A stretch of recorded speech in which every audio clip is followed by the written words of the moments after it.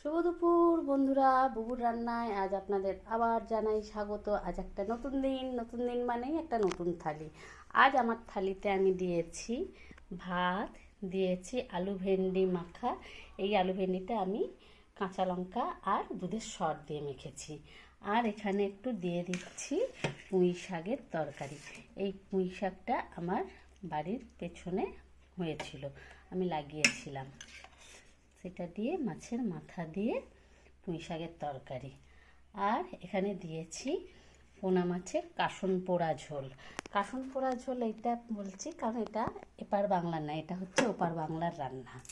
এটা আমি কিভাবে বানিয়েছি সেটা আবার আরেকটা ভিডিওতে আপনাদেরকে দেখিয়ে দেবো।